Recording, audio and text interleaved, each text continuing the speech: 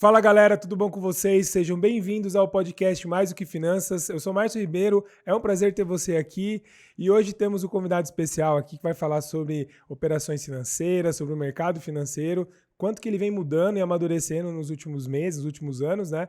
Mas antes de mais nada, antes de apresentar a pessoa aqui, eu quero que você se inscreva no canal se você ainda não é inscrito, clica no sininho para você receber as notificações. Estamos já no episódio número 30. Você que está acompanhando aí esses outros episódios, coloca nos comentários qual foi o que você mais gostou, o que mudou na sua vida, o que vem agregando aí no seu dia a dia, na sua jornada de empreendedor, no empreendedorismo, e o que você está levando aí do nosso conteúdo. Espero que você esteja gostando. Eu que tenho um recado para te dar. Você que, chegando no final do ano agora, está cansado de pagar juros para o banco, vem aí lutando contra a bola de neve.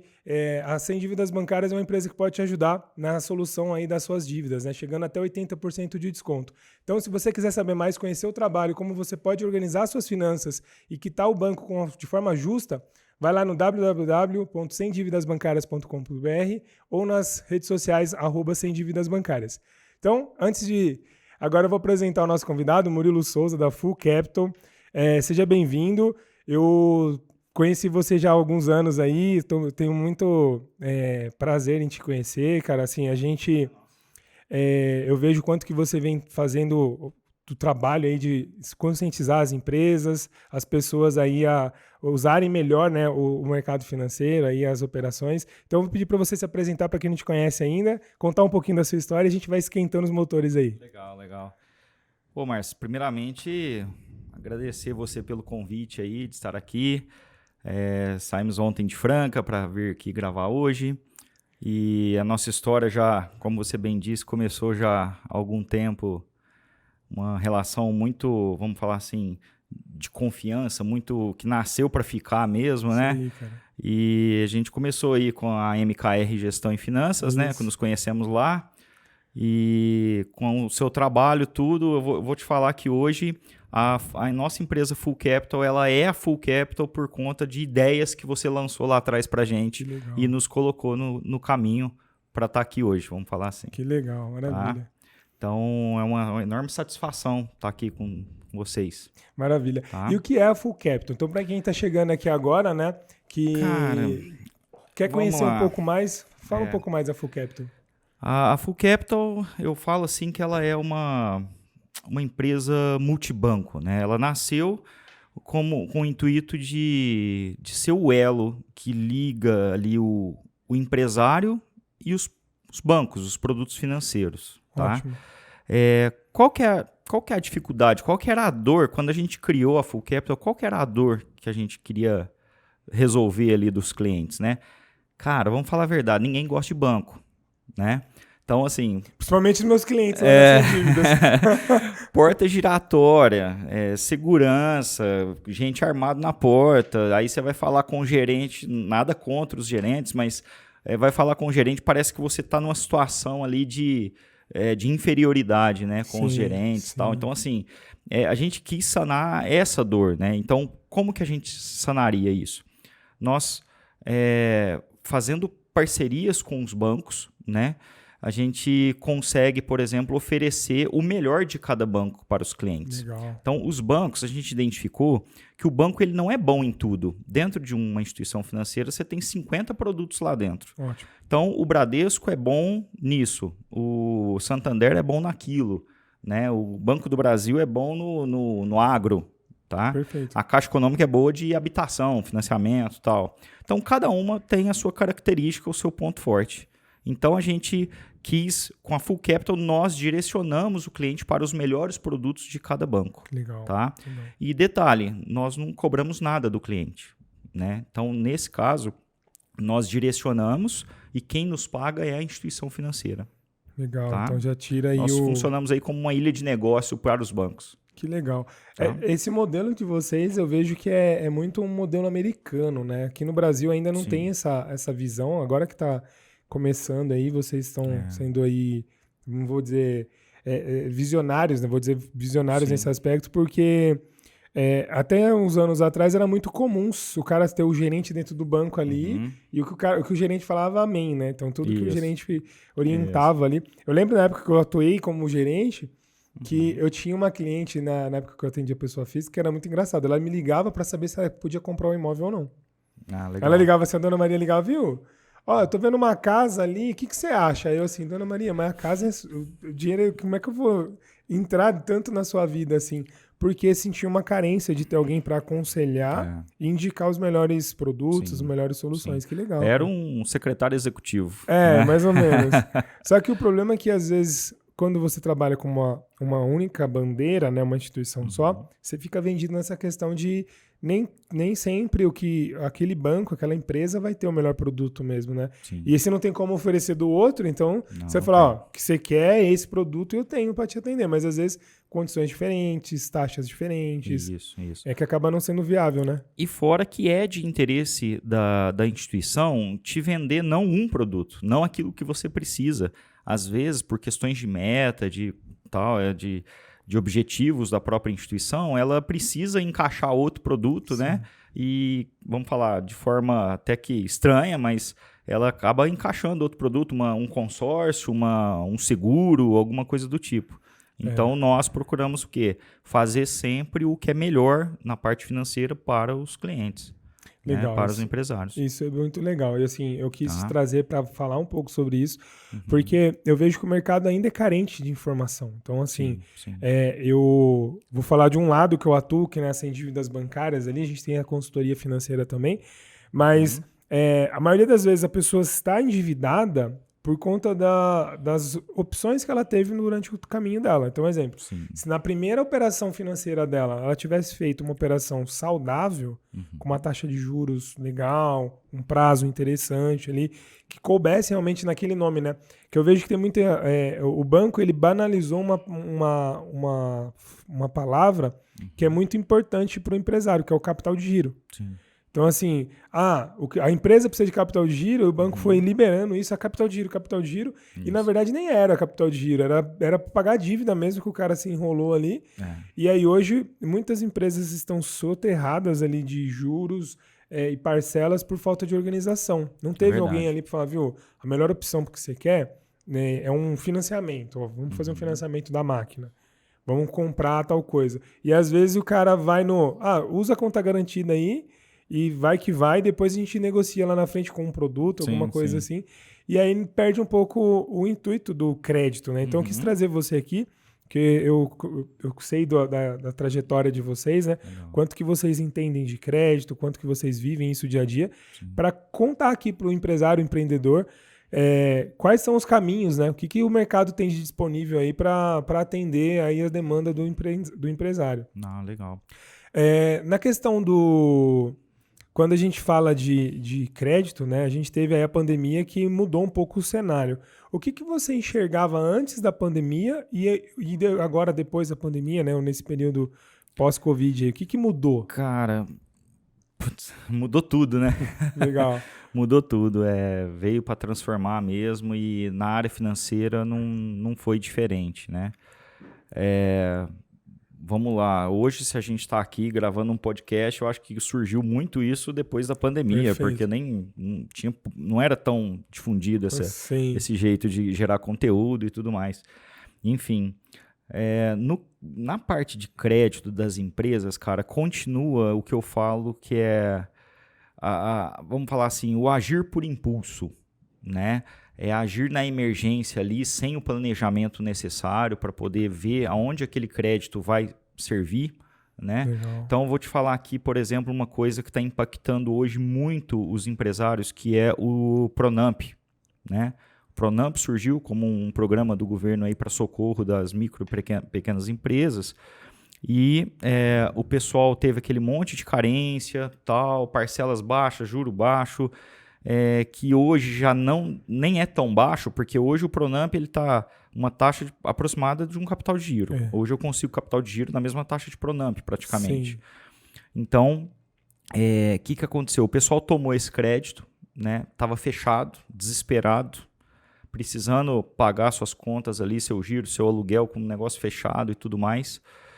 E a conta, vamos falar assim, na hora que voltou a operação, principalmente no ramo alimentício, ele voltou, mas não voltou 100%. Exatamente. Ele voltou aquele movimento no começo ali, metade, de repente foi aumentando para 50%, 60%, 70%, tudo.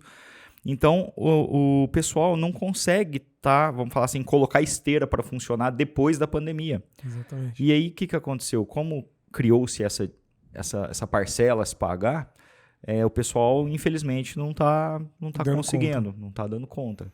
Né? Então, a gente vê muitos casos aí que está tendo bloqueio aí de recebível em maquininha de cartão de crédito, dos recebíveis do cartão de crédito, por causa de não pagamento do Pronampe, né? A inadimplência é bem grande. Então, assim, mudou muito. Eu acho que, vamos falar assim, por um lado, facilitou, surgiram alguns produtos de incentivo para não quebrar as empresas, só que hoje eu estou enxergando que parece que as empresas, vão falar assim, está sofrendo por causa desse crédito distribuído, vamos falar assim, né? As pessoas físicas mesmo, que foi o auxílio emergencial, que, vamos falar, cara, o pessoal precisava do auxílio emergencial naquele momento. O que aconteceu? Inflação subiu, tal, no meu ver, porque aumentou o consumo e tudo mais. Todo mundo correu para o supermercado, né? Então, infelizmente, esse foi vamos falar assim, o que a gente teve que colher o pós aí da pandemia, né? Então, acredito que, vamos falar assim, antes da pandemia, depois da pandemia, o segredo continua um só, que é você ter a informação, né? Você precisa ter a informação. Perfeito. Ou ter quem te dê essa informação. Isso é o que você está trazendo, é muito válido. Ó, eu tive um caso esses dias, uma cliente que tinha uma conta numa cooperativa de crédito, que já tem uma narrativa, né, que cooperativa é melhor que os bancos, porque a taxa é mais baixa e tal. E ela tinha uma operação ali atrelada ao BNDES, cara, que tinha 3 indicadores de correção. Então ela tinha a taxa básica ali do contrato, do BNDES, do mínimo do BNDES. Sim. Aí tinha o spread da cooperativa, tinha a correção da Selic, mais, se eu não estou enganado, o IPCA. Nossa. Cara, caramba. Aí na hora que a gente começou a comparar, ela estava pagando a parcela, ela falou, eu estou pagando a parcela e o saldo não diminui. Aí já tinha pago, 18 parcelas. Sei. A gente foi pegar lá o contrato, fui no banco, perguntei lá pro gerente, o cara assim, não sei te dizer. Aí vai, procura informação, imprime os papel lá. Quando foi ver, por conta dessas correções, a dívida não estava diminuindo realmente. Por quê? Selic aumentou, inflação aumentou. E aí, o contrato que era mais barato, que é o do governo, BNDES, né? Do governo é mais barato. No caso, o capital de giro normal seria melhor, porque uma taxa pré-fixada lá atrás seria um contrato muito mais saudável de ela pagar do que esse contrato cheio de situação que essa cooperativa acabou fazendo. Então, o que você está falando da informação, saber onde buscar a informação e o crédito faz todo sentido, cara. Porque, às vezes, a roupa vem... você viu a roupa lá, tá bonita, mas na hora de você vestir ela não serve. Verdade. E acaba apertando em alguns pontos. Até porque, um exemplo, o Pronamp, uma segunda opção dele já foi atrelada à taxa Selic. E aí a Selic 13,75 ao ano já é um contrato em capital de giro comum, né? Vamos dizer assim. Mais a correção dos juros ali que eles têm. Então, acabou ficando bem apertado para as empresas. E o que você vê aí o que seria talvez o maior erro do empresário no dia a dia de hoje, assim, nos atendimentos que vocês fazem lá em Franca, nos clientes que vocês têm aí em nível Brasil? É não ter o planejamento. Eu acho que... Eu vou falar por Franca, né? Do cenário ali e tal, que a gente conhece bem. Já chegou, vou dar um exemplo de um cliente aqui. O cliente, na Full Capital, nós temos uma operação de factoring também, tá? E esse cliente era um cliente de factoring e estava lá pagando nas suas antecipações em torno aí de 3,5%, 4% de juro. E aí a gente orientou, porque a nossa ideia é sempre trazer o melhor para o cliente. Mas para nós o dinheiro está girando a 4%. Cara, ótimo. Mas é preferível ele fazer o melhor para a empresa dele. Então, qual que foi a orientação que nós demos para ele? Porque você tem imóvel, ele tinha lá na época, se não me engano, 17 matrículas. Ele pegou e eu falei para ele, cara, hoje o crédito com garantia de imóveis, ele é a linha de crédito mais barata que tem no mercado, tá? vamos falar, até mais barato do que BNDES e tudo mais. Ou melhor, desculpa, ele não é mais barato que o BNDES, ele só perde para o BNDES, empréstimos subsidiados e tudo mais. Mas linha de crédito aberta ao público, assim, o crédito com garantia de imóvel, mais conhecido como Home Equity, né? Sim. Eles são a linha mais barata, hoje em torno de 0,9%, mais ou menos. E eu ofereci para ele fazer, cara, você está descontando em torno aqui de 200, 250 mil, pega um imóvel, você pega 250 mil para de descontar, né? Qual que foi a resposta dele? Não, mas aqui o imóvel está no meu patrimônio pessoa física e a empresa está girando sozinha, ela tem que se pagar. Eu não compactuo dessa decisão, porque eu acho assim, cara, a gente precisa pagar menos juros. O brasileiro é um dos que mais paga juro no mundo. Perfeito. Né? Nós pagamos juro. Primeiro que o governo paga muito juro, e nós, aqui embaixo, pagamos muito juro também. Com certeza. Né? Então, os maiores spreads bancários que tem no mundo é do Banco Brasil, né? Dos bancos brasileiros. Enfim, então eu acho assim que a gente precisa ter orientação, ter a informação, correr atrás e só retornando à sua pergunta, o que o empresário aí, ele deixa de fazer? É ter o planejamento. Né, ter uma pessoa que pense o negócio no futuro. Sim. Né? O empresário, a maioria das vezes, se a gente fosse perfeito, sei lá, a gente estaria trilionário, né? Mas eu falo assim, cara, a gente precisa parar um pouco dessa entrar nessa correria total e vamos um dia após o outro tal, e planejar as coisas. Né? Se não tem quem pense o negócio, tem que ter alguma pessoa para pensar para ele o negócio a médio e longo prazo. Porque hoje o empresário está pensando muito no hoje. Hoje, amanhã eu tenho que fazer isso.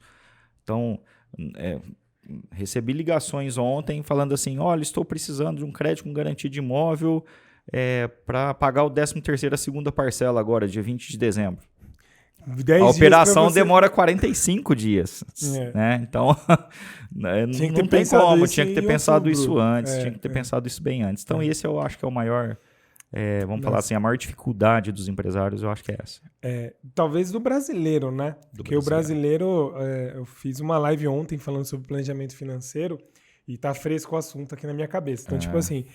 Porque a gente deixa para depois, né? Então, assim, o brasileiro ele tem sempre aquela narrativa de na hora eu vou lá e me viro e dá certo, né? E aí a gente vê desde a escola, né? Tanto que, um exemplo besta que eu vou dar aqui, quantas pessoas perdem o Enem lá, a prova, porque chega em cima do horário ao invés de se planejar e chegar meia hora antes. Virou piada, né? Vira piada, exatamente. Mas a vida é assim. Quantas pessoas hoje que sempre deixa para o final e no final ali ou paga mais caro. Então, assim, um exemplo, talvez essa pessoa que te ligou não conseguiu fazer o capital de giro com garantia do imóvel, que é a menor taxa, e vai pegar numa conta garantida, vai acabar antecipando ali com uma taxa muito mais alta por não ter a preparação, não ter feito ali o dever de casa de olhar para frente e falar, olha, eu vou precisar, vai faltar, ou...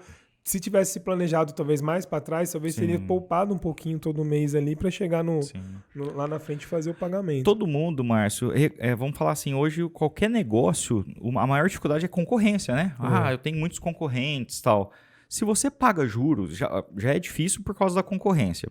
Aí você tem que diminuir sua margem. Diminuindo sua margem ainda pagando um juro alto, não justifica. Você vai trabalhar bastante e ganhar pouco, vamos falar assim, né? Então, a ideia é justamente ao contrário, né? Você tem que minimizar seus custos para poder, vamos falar assim, para poder oferecer um serviço barato e ter o retorno que você precisa, né? Para ganhar dos seus concorrentes. Isso aí. E por isso que no Brasil a gente está vivendo... existem grandes conglomerados financeiros, né? Ou... empresas que estão setorizando, dominando o mercado ali, por conta, eu vejo de 3 situações aqui. Tem o planejamento, então você pega grandes empresas, cara, eu tenho cliente que presta serviço aí para algumas empresas multinacionais, os caras estão negociando compra de produto de 2024. Certo. Então eles já estão pensando já Lá um em ano à cima. frente, ou já no meio do ano já mandaram a lista de, a gente vai comprar esses produtos de vocês nessa quantidade aqui pro ano que vem. Então você consegue me atender com essa expectativa de 2023? Então o cara já pensa um ano antes. Certo. Por exemplo, eu trabalhei em banco, os bancos, chega agora no final do ano, o banco já pensou toda a estratégia do ano que vem, e em janeiro o gerente geral recebe um orçamento que é ali as metas do ano todo. O cara fala, Isso. viu, o ano passado você vendeu tantos mil de capitalização, esse ano é tanto mais X. Você vai Isso. entregar o X? Aham. E aí o cara tem que negociar ali dentro com o banco, mas a meta aqui que você colocou tá muito esticada, essa aqui tá mais tranquila, eu consigo Isso. majorar isso nos resultados. E o empresário pequeno não faz isso, como você disse, né? Tá pensando só no dia de hoje. E aí o fato dele planejar faz com que ele consiga ter mais margem, consiga se organizar melhor para comprar melhor, para ter mais condição comercial. E aí, conforme ele vai crescendo, ele vai tendo acesso a linhas mais baratas de crédito também. Sim. Coisa que o empresário pequeno não tem. Então, Isso. começa a virar um jogo muito desproporcional, porque o cara tem prazo para comprar, Isso. prazo taxa mais Taxa mais baixa, baixa. ele tem mais volume, ganha no volume também, e aí o empresário pequeno ele fica meio sufocado, né? Se ele não tiver Isso. apoio, seja de alguém para trabalhar o planejamento dele, ou linhas de crédito mais competitivas, né? Ele vai ficar no meio do caminho. Por isso que muitas empresas quebram, Verdade. fecham no Brasil por conta disso. E num prazo muito curto, né? Curto. Parece que, se não me engano, 3 anos, 3, 5 anos, uma porcentagem com muito 5 grande. anos, só 30% das empresas abertas se Isso. mantém, né? Então é Isso. muito pouco. Mas é por conta dessa cara. questão de informação que você trouxe aqui. O histórico, eu acho assim, até entra num assunto assim que a gente deve tratar aqui, né? Que seria, vamos falar assim, a análise de crédito, né? Eu acho que não é. Vamos falar hoje, para você falar assim, nossa, eu tenho uma empresa que eu vou montar e vou ali no banco, eu preciso de X mil para poder tocar 6 meses e tal. É muito difícil você conseguir isso, né? Você tem que fazer o negócio andar primeiro para depois você partir para pegar capital de terceiro, né? Então você tem que fazer isso através de um sócio, é muito mais fácil fazer através de um sócio, vender a ideia para alguém do que vender essa ideia para o banco. Surgem ideias brilhantes que os bancos compram? Lógico. Perfeito. Lógico. Tem muitas startups aí que conseguem aportes milionários, aí, até bilionários, né? Sim. Então, isso aí é uma realidade. Mas, assim, é muito difícil conseguir. Então, o que hoje os bancos eles têm? Esse movimento agora que começou em 2019, final de 2019, que foi o Open Finance, que muita gente... Open Finance, Open Banking, ele mudou só o nome, mas ele continua sendo a mesma coisa no meu modo de ver, que é o compartilhamento dos dados com as outras instituições financeiras. Legal. Né? Para que, talvez, com esses dados, a outra instituição financeira ela consegue identificar o seu perfil. Né? Você trabalha, por exemplo, vou dar um exemplo aqui, você trabalha no Santander, está fechadinho ali, só que quando você compartilha esses dados, toda a rede bancária ela consegue visualizar o seu perfil de consumidor ali do banco. E às vezes o Santander não está vendo você, por exemplo, você tem um limite de cartão de crédito de R$20 mil do Santander. Mas às vezes o Bradesco olha assim, os seus dados e fala assim, por causa das políticas de crédito, ele olha e fala assim, cara, vou chegar para o Márcio aqui, ao invés de 20 mil, ele tem potencial para fazer um capital de giro de X mil, vou oferecer para ele. Ou se não um cartão de crédito com uma linha até um pouco maior. Né? Só que o que acontece? Os bancos, eles, na maioria das vezes, na parte de cartão de crédito, eles arriscam um pouquinho. Tá? Porque muitas vezes não é raro dizer que você tem uma empresa que fatura 20 mil e tem 100 mil de linha de cartão de crédito. Né? Então, o que acontece com isso? Por que eles fazem isso? Porque se você atrasar, e é bem provável que vai acontecer, um dia ali você vai falar assim, cara, eu preciso levantar um dinheiro, tá mais fácil eu não pagar a fatura, pagar o mínimo. O que vai acontecer? Ele vai te cobrar juro ali de 18% ao mês. né? Chega a 300% no 300, ano. 400% ao ano. Então, é impagável. Isso aí não tem, não faz sentido né? nenhum. Não tem como o empresário fazer isso. Mas, acontece. Né? Com bastante frequência. Bastante frequência. Então, assim, os bancos, eles têm essas informações nas mãos.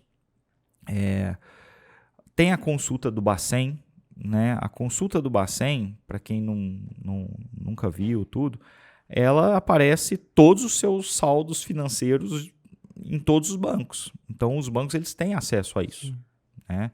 Tanto é que quando você assina para abertura de conta ou assina uma chamada carta Bacen, que é uma autorização ali, você está dando os poderes ali para o banco para ele consultar essas informações junto ao Banco Central.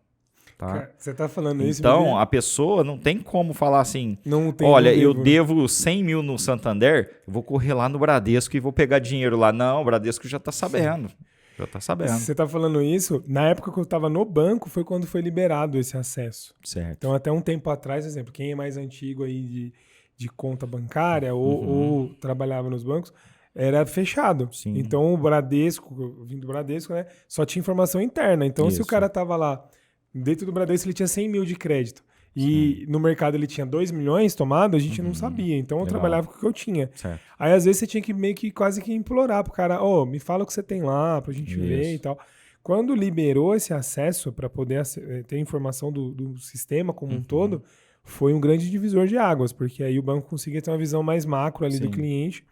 E até a questão tinha muita gente antigamente que era descentralizado até os restritivos. Então, o cara ia lá num banco X, dava o tombo lá, não pagava, e aí vinha para outra instituição, então eu trabalhava só dentro de casa. Certo. Então, aqui dentro da minha casa estava tudo arrumadinho, o cara tinha crédito. Quando liberou e ficou aberto essas informações, aí cortaram muitos créditos. Cortar.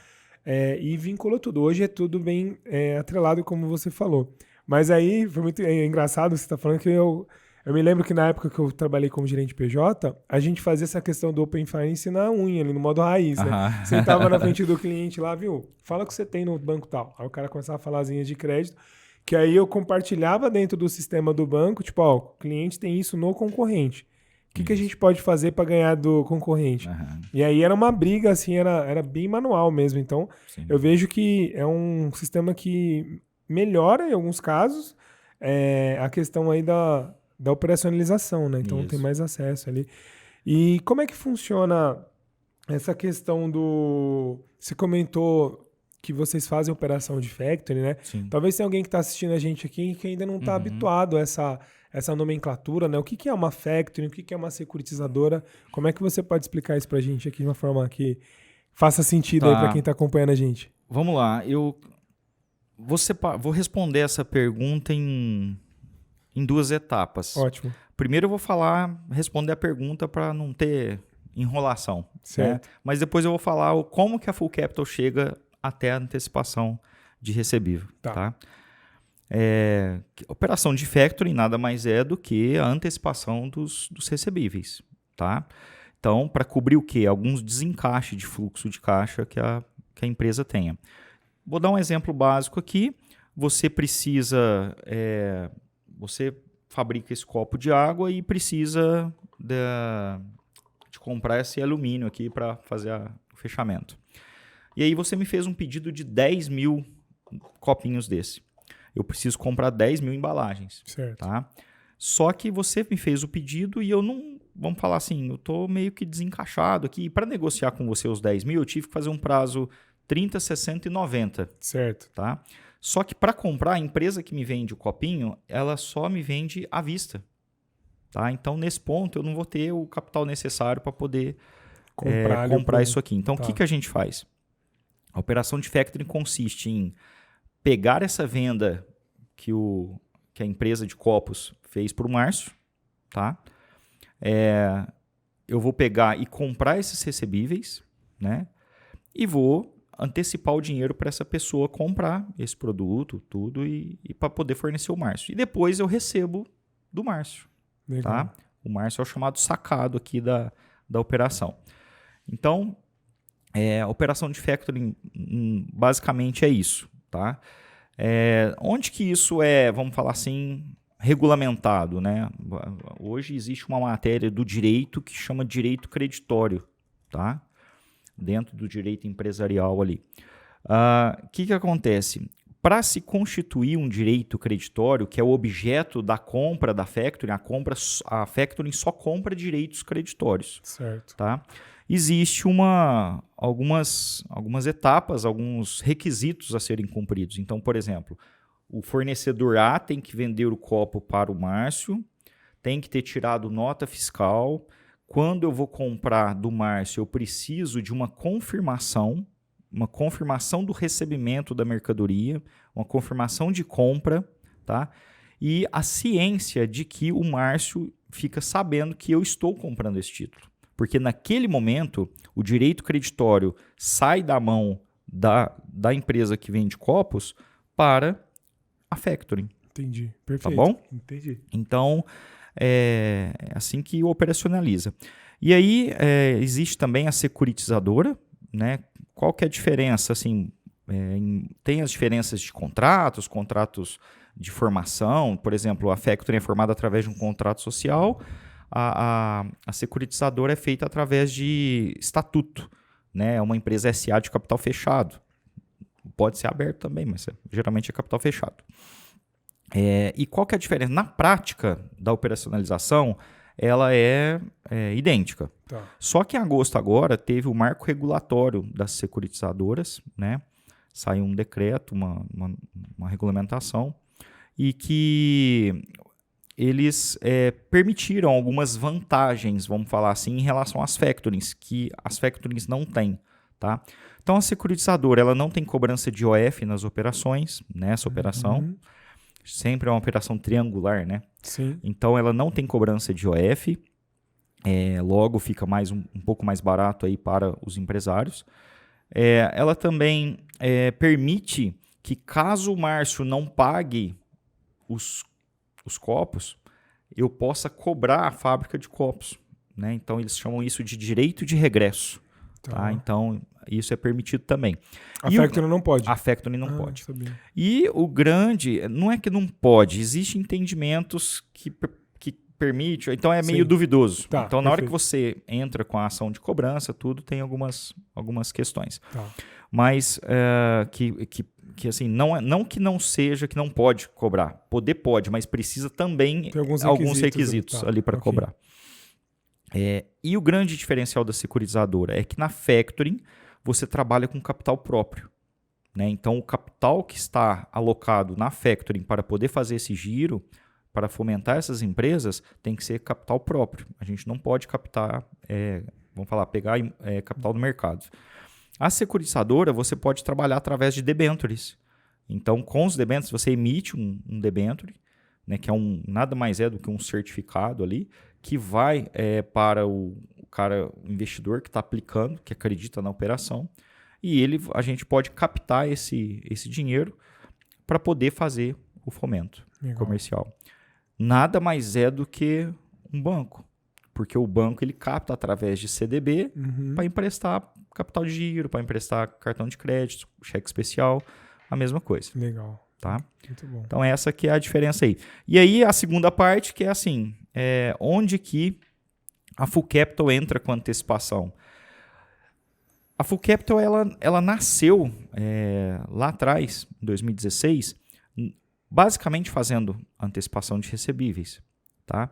E com o tempo foi criando-se novos produtos ali dentro. E hoje a gente tem desde conta corrente, que é o início de qualquer relacionamento com bancos, chama-se conta corrente. Sim. Então, você tem a conta corrente até chegar na antecipação de recebível. Vamos falar assim, qual é a pior linha de crédito? Se analisar esse fluxo todo, se falar assim, desde a abertura da conta, com máquina de cartão de crédito e tudo, até no crédito com garantia de imóveis, até chegar na antecipação. A antecipação hoje ela é necessária para muitos empresários, é viável para muitos empresários, só que ela é a pior linha de crédito. É a mais cara. Sim. Ela gira hoje em torno de, vamos falar, 3, 4, até 5, 6%. Tá? Isso é natural da factoring. E a factoring, ela trabalha com empresas que têm pendências de protesto, né, com empresas que têm ações judiciais e tudo mais. Então, a diferença da factoring para os bancos é que os bancos fazem antecipação, é um pouco mais barato, não muito, mas é um pouco mais barato. Só que entrou um protesto lá, o banco Ele já trava. Essa é a diferença. Então, a Full Capital, ela atua nessa gama de produtos, né, que vem desde a abertura de conta. Você fala assim, mas pô, abertura de conta, o que você pode trazer para o empresário uma abertura de conta? Por exemplo, nós somos hoje o nosso principal player na parte de início de relacionamento e de capital de giro e home equity. É o Banco C6. Tá? Então, hoje, o melhor e, vamos falar assim, o mais viável parceiro hoje para os empresários é o Banco C6. Então, a gente faz parte de um programa que chama Conexão C6, onde nós somos representantes em Franca e região. Nós somos a agência do C6 em Franca e região. Legal. Tá? E aí, dentro dessas linhas, hoje, então, o que diferencia um banco tradicional para a Full Capital seria essa sensibilidade aí de cada produto, como fazer e atender o cliente numa demanda, que nem um exemplo. Você mesmo disse ali, quando inicia-se uma restrição no banco, o banco corta a linha de crédito, né? O banco tradicional, né? E esse é um ponto que eu falo muito para os meus clientes, que os grandes bancos, e é o modelo deles, tá dando certo para eles, então assim, eles continuam. Mas é um ponto que o empresário que vem, um exemplo, precisando da linha de crédito, ele vai lá, ele vai pagando, vai dando o spread para o banco grande. Na hora que ele mais precisa do banco, o banco foge. Que é na hora que começa a atrasar uma conta, vem um protestinho ali, uma cobrança, alguma coisa assim, onde ele precisava se reorganizar, ele não tem esse apoio, né? Então eu vejo que é onde pega bastante e é onde eu entro com o meu trabalho ali de fazer as negociações para organizar a casa do cliente, para que ele pague tudo da forma que seja viável, né? Que encaixe dentro do fluxo. E como é que vocês, um exemplo, como é que o banco ou uma factoring, uma empresa aí uma securitizadora avalia esse crédito? Então, você falou da questão da avaliação de risco e tal. Como vocês enxergam isso, né? Então, vocês estão sempre ali no dia a dia com operações financeiras, né? Certo. Qual que são os requisitos, o que tem que ser ali mais priorizado para o cliente na hora de fornecer essas informações? Vamos lá. Na parte da factoring securitizadora, geralmente a análise parte em cima do... Primeira coisa é faturamento. Tá? Eu acho que o faturamento ele é essencial, né? Porque uma empresa que não fatura não tem como tomar um empréstimo. Né? Então, geralmente libera-se uma linha para os empresários que baseia numa porcentagem em cima do faturamento. Essa é a primeira análise que é feita, né? Então, vou dar um exemplo aqui. A empresa fatura 100 mil por mês, eles vão liberar 30 mil de crédito. Tá? Segunda coisa é a parte do Serasa, né? Pendências do Serasa e outros birôs de crédito aí que tem. Então, vou dar um exemplo para você. No caso das factorings, a pessoa tem 10 protestos. Dá para trabalhar com factoring? Dá. Com banco dá para trabalhar? Não dá. Tá? Essa é uma das diferenças. Então a gente analisa. Mas aí tem uma empresa que ela tem, por exemplo, eu vou te dar um exemplo em grandes empresas, né? Tem clientes lá bem grandes que vamos falar, o pequeno empresário vende para o grande. Esses grandes sempre têm problema. Só que aí a gente analisa um todo. Né? Então, a estrutura da empresa, a estrutura física, quem que é, se tem filial, se não tem, se está ramificada ali, espalhada numa região ou nacionalmente. Então, tudo isso leva-se em consideração. E o principal, cara, a transparência da negociação. Eu falo que nós que trabalhamos nessa área, a gente tem um feeling e a gente sabe quando o cara está enrolando ou não está enrolando. Sim. Né? Então, a gente, com o passar do tempo, a gente aprende isso.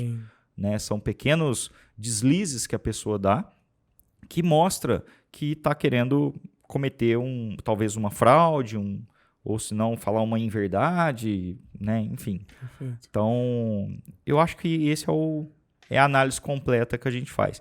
E os bancos, eles, igual eu falei anteriormente, é Bacen, estrutura também, e essa, vamos falar, fidedignidade das informações, né? Sim, isso é Tá? muito importante. Você estava falando dos restritivos, né, que as grandes empresas têm. Cara, o próprio banco, se você puxar os CNPJs dos bancos, fizer a consulta ali do Sim. SPC Serasa deles, talvez não tenha folha de sulfite suficiente para imprimir ali, cara. Sim. Porque eu lembro da agência que eu trabalhava, vez ou outra, eles tiravam os ali para ver os restritivos, né? Se tinha alguma coisa. Cara, era muitas folhas. Pega a construtora X, essa construtora X é a maior construtora da América Latina e lança um empreendimento atrás do outro e você olha lá, tem um monte de restritivo. Você não vai liberar crédito para essa empresa? Às vezes é um conglomerado. Sim. Né? Então, enfim, essa é a realidade. Eu acho que depende muito. Eu acho que por mais automático, hoje existe motores de crédito que barra ali, dependendo, vamos falar assim, na hora que você lança um CNPJ do Márcio ali naquela ferramenta que a gente tem, os motores já, vamos falar assim, eles já cruzam algumas informações que são limitantes. Certo. Tá? Mas passou daquilo ali, o que vai definir se o crédito vai ser aprovado ou não, acaba sendo a pessoa, o ser humano. Perfeito, Tá? legal, entendi. Não, dificilmente você consegue ter um processo total, todo sistematizado, todo tecnológico até para poder aprovar automaticamente. Existe as aprovações automáticas, Sim. tanto é que existe o tal do crédito pré-aprovado, Sim. né? Aquele negócio assim. Aquilo ali já é porque o motor viu que o cara é bom mesmo, ele merece aquele crédito e tudo mais. Bom histórico ali, Bom né? histórico. Cara, isso é muito legal. E Tá? assim, eu vejo que muito as informações, eu vou pegar de novo o começo da nossa conversa, né? Que você falou que a informação ela é o grande diferencial, né? E é para os dois lados, né? Porque eu vejo desde a época que eu atuei dentro do banco que eu via que o cliente não gostava de compartilhar informação. Sim. E aí fica difícil você pensar numa operação para o cara ali dentro do melhor modelo que o banco possa oferecer, e nem sempre o banco tem a melhor opção, como a gente conversou aqui. Às vezes não são os produtos não estão alinhados ali por conta de interesses pessoais ali, às vezes da meta e tal. Mas o cliente ele precisa conhecer a operação dele no detalhe também, até para ele poder explicar e apresentar uma verdade ali, uma linha de raciocínio para quem está emprestando dinheiro, falar, beleza, eu acredito em você ou não acredito. Sim. Porque não muda muito, né? Eu vender minha empresa para um sócio, investidor, ou pegar um crédito no mercado, a linha de raciocínio dele deveria ser a mesma, de apresentar os indicadores financeiros, como é que está minha produção, como é que está meu índice ali de relacionamento com o cliente, né? Então, tem muita empresa hoje que não faz pesquisa de satisfação do cliente. O cara não sabe quanto tempo demora para atender o cliente, para entregar o produto, para fazer o copo, no exemplo aqui. Sim.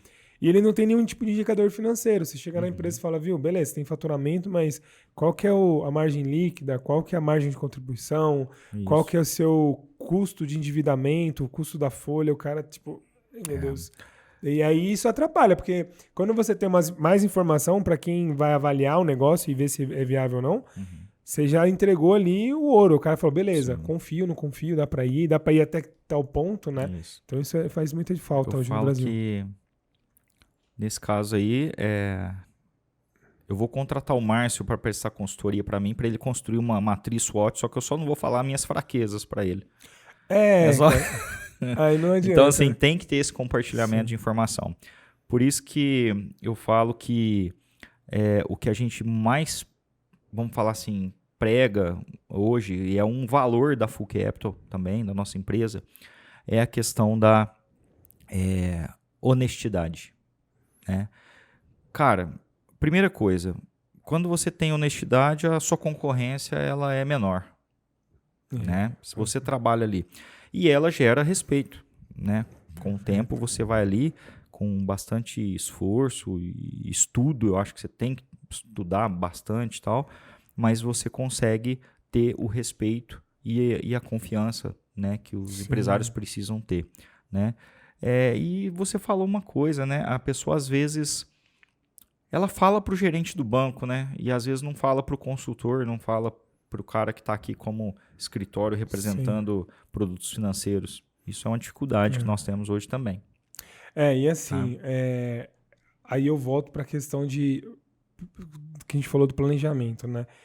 As empresas precisam se organizar mais porque existem muitas oportunidades no mercado e às vezes o cara não está entendendo como fazer isso, né? E às vezes por falta desse planejamento, a pessoa anda só no caminho que não é bom. Verdade. Por exemplo, eu falo muito de dívida bancária do lado negativo dos bancos, né? Que é os altos juros e falta de condição de negociação para que o cara pague o valor justo ali, que ele consiga se organizar.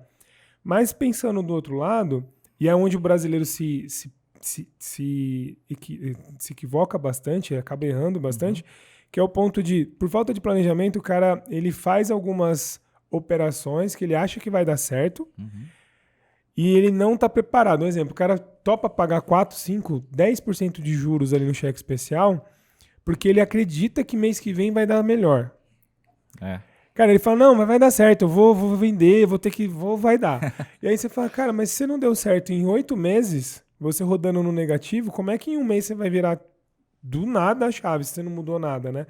E aí onde ele se perde, né? Por conta de não conseguir se planejar e se organizar nessa questão aí do negócio como um todo, né?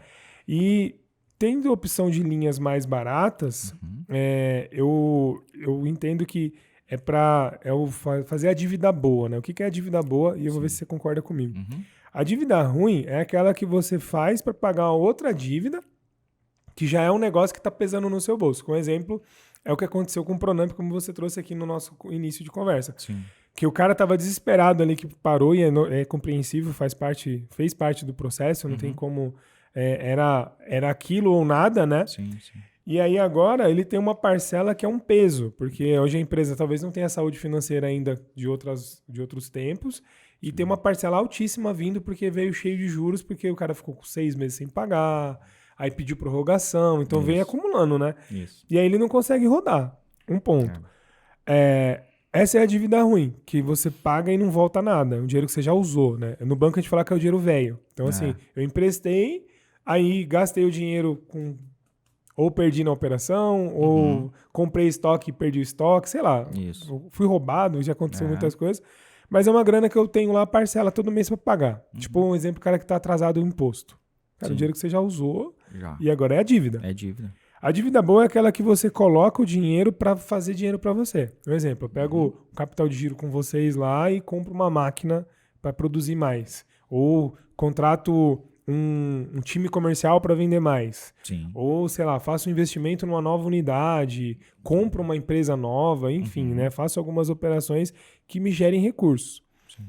Aí vale a pena você pegar e certeza. colocar Quais são as opções que você enxerga que daria para fazer esse tipo de projeto? Cara, hoje? Vamos lá. Eu falo que crédito, todo mundo usa crédito. Perfeito. Não existe pessoas que não usam crédito, tá? Se você, pessoa física, tem um cartão que você passa ali no tal do crédito, você vai pagar daqui 30 dias. Você está pegando dinheiro emprestado do banco durante 30 dias, que vai vir na sua fatura. Se você abre sua mega empresa, você vai na bolsa e abriu o capital na bolsa, você está fazendo o quê? Pegando crédito junto aos acionistas que estão entrando no IPO ali.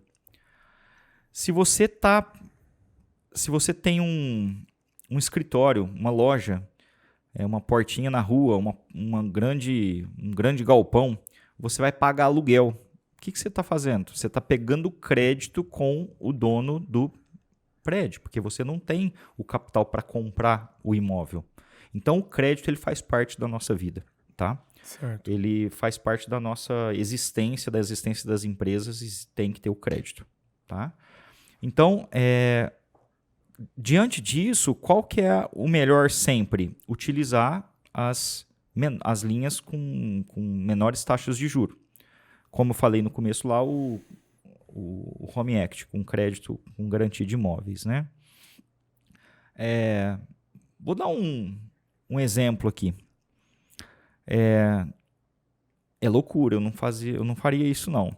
Mas tem um sonho da vida de uma pessoa é assistir o time de futebol disputar o Mundial lá nos Emirados Árabes. A gente já viu isso acontecer em São Paulo, inclusive. Sim. A pessoa vendeu o imóvel dela para poder ir acompanhar o time lá do coração dela, tá? Gosto não se discute. Sim. Foi lá. Né? Era o sonho também não tem limite. Então, se você vai numa viagem dessa e custa 50 mil reais, 100 mil reais numa viagem dessa, se você for numa agência numa agência de viagens e for comprar, vai dar 10 parcelas de 10 mil. Uma viagem dessa de 100 mil, 10 de 10. Fazendo uma conta no papel aqui de pão. Imagina o seguinte, 10 de 10 mil, você teria condição de pagar hoje? Às vezes sim, às vezes não. Fica muito apertado para mim. Então, eu vou fazer o seguinte, eu vou colocar meu imóvel em garantia, repito, não faria isso, mas eu vou colocar meu imóvel em garantia e vou dividir esse sonho meu em 60 parcelas. Em 60 parcelas é possível eu pagar, porque a parcela vai dar, um exemplo, R$ 2.500, tá? Então, 2.000 está dentro do meu orçamento, eu vou dividir esse sonho em 60 meses. Quantas pessoas dividem aí compra de carro em 48, em 60 meses, 72 sim. meses, né? Então, eu falo assim, tem que saber utilizar o crédito. Se está bem definido, se é isso que você quer, é seu sonho, você tem condição de pagar, cara, tem que fazer mesmo. Mas o que mais chama atenção é o seguinte, o brasileiro ele não consegue tomar crédito legal. Nos Estados Unidos, você já deve ter assistido 200 filmes aí na Netflix que fala de hipoteca. Que eu preciso pagar minha hipoteca, né? Tem todo filme que você assiste tem isso, né? Dos Estados Unidos. Exatamente. O que é essa hipoteca? É porque lá, ninguém tem imóvel lá, todo mundo deve que está hipotecado imóvel. Não, é porque eles fazem crédito com garantia de imóvel em tudo. Em tudo. Eles vão pagar a escola do filho, eles pegam dinheiro com crédito com garantia de imóvel. Eles vão comprar um carro, eles deixam o imóvel em garantia e compram o carro. Eu fiz isso para um cliente lá da nossa cidade, que ele queria comprar na época, um carro de 150 mil reais e ele tinha que dar uma entrada e financiar o resto e a parcela com juro de 2%, 2 e pouquinho. O que ele fez? Ele tinha um imóvel, levantou o dinheiro, né? Ele ia dividir em 60 parcelas o carro. Ele pegou e dividiu em 60 no juro do imóvel. Ele deixou de pagar 1,8 para pagar 0,9. Metade. E outra, o carro sai desalienado. Ele pode fazer negócio na hora que ele quiser. Ele pode fazer negócio na hora que ele quiser. Mas o carro desvaloriza? Desvaloriza, mas hoje em dia está tão doido o mercado que os carros estão valorizando, né? Até carro usado está valorizando. Mas ele pode vender a qualquer momento. Daqui um ano, ele está com aquela parcela pequenininha pagando. Ele pode daqui um ano ir lá e voltar, sei lá, mais 10, 15 mil e ir lá e trocar num outro carro, zero. Daqui 2 anos, talvez. Enfim, então assim, hoje, lá nos Estados Unidos, 80% do PIB americano, que é muito maior do que o PIB brasileiro, 80% é lastreado por crédito com garantia de imóvel. Que legal, tá? Essa informação não tinha. No Brasil, são 3%. Então, 3% do PIB brasileiro é lastreado, eu acho que não chega a 3%, está abaixo disso. Não chega, 3% é lastreado por home equity. Entendi. Tá? Então, o que a gente enxerga? Com educação. Por isso que a gente está aqui, cara, para falar para o pessoal, falar cada vez mais, porque eu acho que a informação precisa chegar nos empresários e falar que, vamos falar assim, o banco não quer tomar sua casa. Você não está deixando o seu imóvel em garantia para poder perder aquele imóvel. Tá? Vou dar um exemplo aqui, clássico. Quem trabalha no agro, fazendas, plantação e tudo mais, café, cana, sei lá, qualquer coisa, gado, ele vai lá no Banco do Brasil pegar o custeio dele. A primeira coisa que ele pega, o primeiro documento que ele leva, ele fala assim, tá aqui minha fazenda que eu tô dando em garantia. A garantia é a fazenda. Por isso que ele tem juro baixo, por isso que ele tem subsídio, por isso que ele tem todas as vantagens. Então, o rural, ele já virou cultura isso. Dele ter que ir lá no Banco do Brasil, ou no Bradesco, sei lá, ele leva a matrícula da fazenda dele, ou seja, ele não está dando um imóvel, ele está dando a empresa dele em garantia. Isso. Ele dá a empresa dele, a vida dele, que é toda constituída naquilo ali, que ele tem aquela fazenda que foi dos pais dele, que criou ele, que criou todo mundo. Tá tudo ali faz 50, às vezes 100 anos que eles têm a propriedade. Eles estão dando o imóvel em garantia para o banco. Mas aí é a dívida boa, né? Porque ele pega a grana, para fazer o custeio, coloca no custeio, aí ele produz Isso. e aí ele tem a margem que ele imaginou ali. Isso. E ele paga e sobra, é para sobrar um valor para bancar valor. ele ali. Tem risco? Tem. Cai uma Sim. geada, cai um fenômeno aí climático e tal. Para isso tem alguns seguros e tudo mais. Mas acontece de dar errado também. Sim. Mas aí no outro ano ele consegue se recuperar. Senão não existia o agro no Brasil tão forte como é, né? Exatamente. E o agro, 100% do agro hoje faz com verba de terceiro, com dinheiro do banco. Sim. Né? E esse ponto que você está trazendo é muito importante, assim, por conta dessa conscientização mesmo, que você tem uma linha que ela é mais barata, ela é viável para usar, a pessoa só tem que saber dosar, né? Porque, por exemplo, eu já vi alguns casos aí bem tristes até, tipo, de cara que, um exemplo louco que você falou aí o cara pegou e foi viajar lá para assistir o jogo, né? Mas teve exemplos de pessoas que, nessa onda de mercado cripto, né? Bitcoin subindo, criptomoeda voando. Então eu coloco aqui e dobro meu patrimônio em meses. O cara pega ou dá o imóvel como garantia ou vende o imóvel, que também é até pior talvez, que ele fica sem casa naquele momento. Sim. Mas já vi muita gente que deu o imóvel como garantia, acreditando que a outra operação fosse dar muito lucro, né? Certo. Que pagaria com o pé nas costas. Aí perdeu dinheiro lá no investimento e ficou com a dívida atrelada ao imóvel, né? Por isso que eu falo que é questão de a pessoa saber avaliar o risco, né? Sim. Márcio, o mercado financeiro para investimento, nós temos grandes gurus aí, Thiago Nigro, não sei quem, tem Luiz Barsi, muita gente top falando sobre isso. Quem sou eu para falar alguma coisa de mercado financeiro aqui, mas de investimento? Mas é o seguinte, não é para amador, tá? Precisa de muito estudo, tá? Precisa de muito planejamento. Não é para qualquer um. Muita gente acredita que operação em bolsa ou Bitcoin, sei lá, é curto prazo. Na minha opinião, modesta opinião, é uma operação de longo prazo, mas existe as operações, por exemplo, day trade, que o cara faz ali, vende, compra, vende, short, tem aquelas operações short. Enfim, precisa de muito estudo, essa é a dica. Eu acho que pegar crédito para investir não é uma decisão saudável, não. Tá? E tem todo o risco, né? Para investir que eu falo no mercado financeiro. Isso. Tá? Então eu acho que a gente tem que avaliar bem. Eu acho que assim, a gente pode começar aí, até o próprio Thiago Nigro mesmo fala que ele tem um método, né? Que é o método da Arca lá. Isso. Então começa fazendo a sua reserva ali de emergência, depois começa... Porque como é que você vai aplicar na bolsa? Imagina assim, você tem R$1.000. É o que você tem, R$1.000. Você vai aplicar na bolsa, amanhã você ganha, vamos falar assim, vai para 1.020, 1.050, pô, tá ganhando, 1.100, ganhei 10%, legal. Só que, cara, aí o cara lá é preso com dinheiro na cueca e... Putz, aí desestabiliza tudo. O presidente americano fala uma besteira lá. E aí, fala uma besteira, tem uma guerra lá na Ucrânia, não sei o quê. O que vai acontecer? Vai cair, e aí normal cair também. E vai voltar depois, mas às vezes você precisa de uma emergência, você bateu o carro, você precisa comprar um remédio, alguma coisa com aqueles R$1.000, e você vai ter só 800, 700. É isso. Então isso acontece. Então, até também entender, né? Se os maiores do mundo ganham X% num ano, o cara que é referência nos últimos... Por exemplo, o Warren Buffett lá fizeram uma análise. Cara, ele dava, sei lá, 5% de resultado ali em muitos anos ali. E aí o cara fala, vou ganhar 10% no dia, tipo... Márcio, é que 5% do Warren Buffett é muito, né?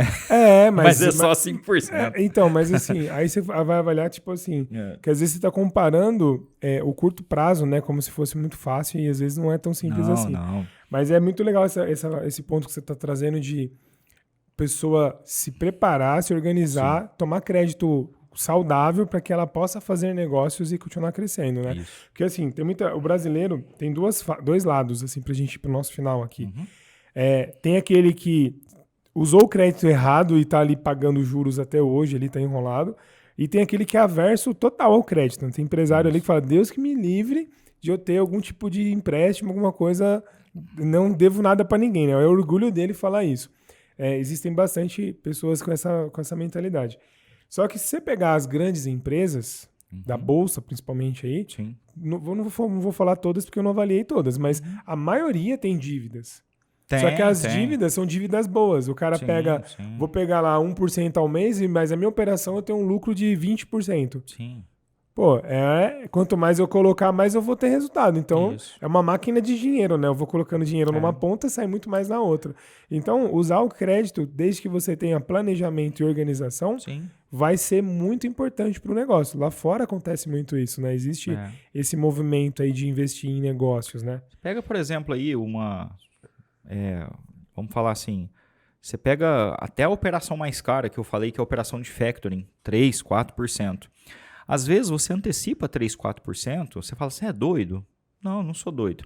É porque eu antecipando, eu consigo negociar com o meu fornecedor uma compra maior e ele me dá 12%, me dá 11%, me dá 10%, me dá 8% de desconto. Então, quer dizer, vale a pena pegar. Ali. Sim, vale a pena. Então, é tudo uma questão de você encaixar, porque às vezes... a gente, até pelas falas aqui, normalmente nos últimos podcasts, eu comento muito de banco e o lado negativo, e eu quis trazer você aqui para falar de crédito, porque não é um bicho de 7 cabeças, ajuda as empresas. Hoje, se a gente cortasse o crédito do mercado aí, muitas empresas fechariam e acabariam com os negócios.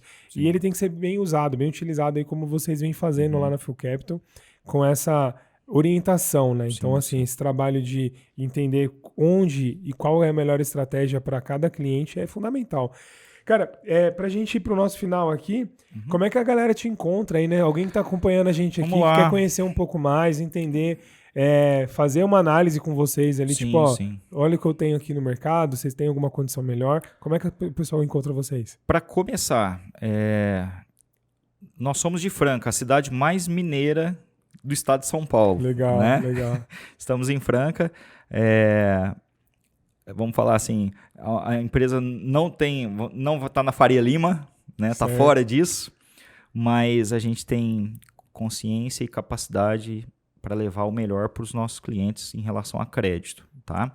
Então, a gente está lá na cidade de Franca, atua a nível nacional. Nível nacional, tá? ótimo. Hoje nós temos clientes no Brasil todo aí. Franca está um celeiro aí de novas empresas de sucesso aí, muito, né? Tem a Blue Tree lá, que é uma das... vamos falar assim, hoje a Blue Tree é a maior empresa ligada à XP de escritório de investimento, né? Com 20 bilhões de custódia. Então, ela nasceu em Franca, né? Então, assim... Então, nós estamos no Instagram, né? Tem um @FullCapitalBR. Tá. E tem o meu Instagram também, @Murilo Souza Full Capital. Beleza. Tá? E o telefone para contato, o telefone fixo 16 37 20 2200. E o meu celular 16 991 43 21 43. Beleza, então, maravilha. Tem como lá. Tem o site também nosso, que é o fullcapital.com.br. Tá? Beleza, então, vai ter todas as informações aí sobre nossa empresa. Maravilha, muito bom. Tá? E qual que é o último, o que você traz aí de última mensagem para quem está acompanhando a gente aí, que ficou com a gente até aqui, né? Sim. Se teve paciência para aguentar, né? Mas assim, vamos lá. Primeiramente, agradecer a oportunidade, agradecer você que está nos assistindo aí, ficou aí até agora com a gente.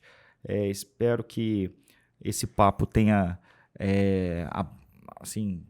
levado alguns insights aí para vocês, empresários.